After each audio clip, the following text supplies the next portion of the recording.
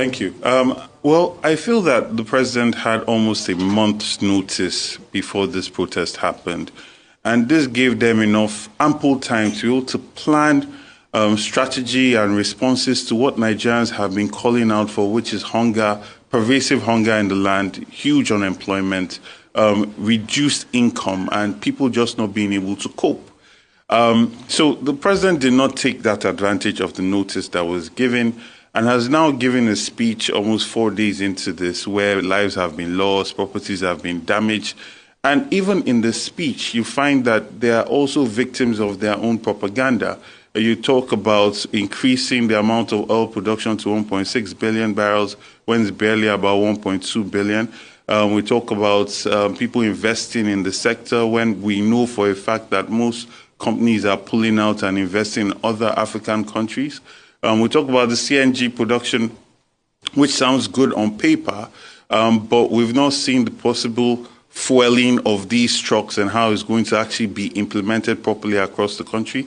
And one would have hoped that he would have focused that kind of technology or idea based on moving food from the rural communities to urban centers, securing the farmlands and securing farmers to also increase food production. That was an opportunity that was missed, in my opinion.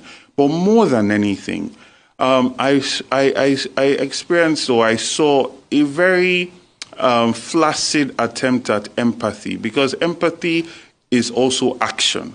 Action that will show a broad-based cut-cutting strategy in governance. Because one of the things that's paining Nigerians is they're in the midst of so much poverty, in the midst of so much hunger, and they are reading things about a new private jet that is bought, 21 billion being budgeted for one man and his family in a house, extravagant expenses of our commonwealth.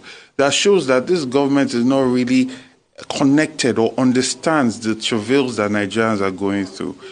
So that was a very big opportunity that was missed, and they could have taken a page out of what they experienced or what they saw happen in Kenya and not wait for this to get this bad, but just look and see that, it's time to give symbolic and meaningful gestures to Nigerians to know that our leader is with us. That is what empathy is. It's not just coming and saying, I feel.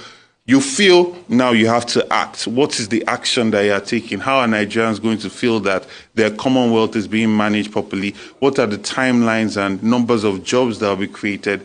And this is what will give Nigerians hope, not just another empty basket of promises.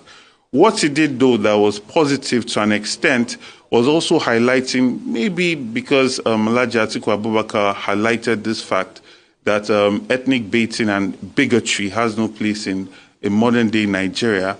He highlighted it, but it's also very flaccid because this is a government that has its essays and SSAs, retweeting this Lagospedia page, right?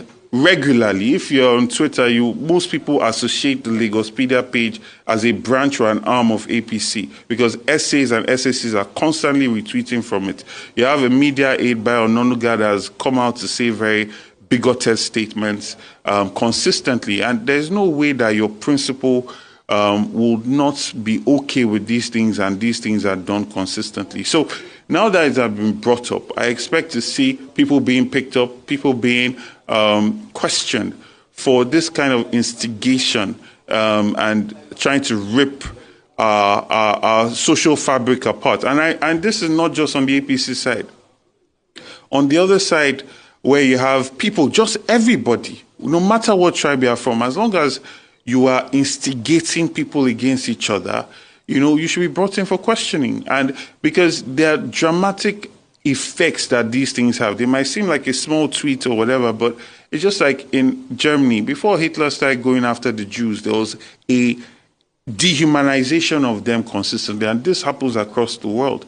And that dehumanization is what allows for violence to happen. I mean, since 1979 or since 1999, there's no group of people that have been targeted the way non-Indigenous and Igbos were in the last election. And it's truly disgusting. So it's not just about having superficial statements being made. We need to aggressively cut down bigotry in Lagos, in Nigeria as a whole.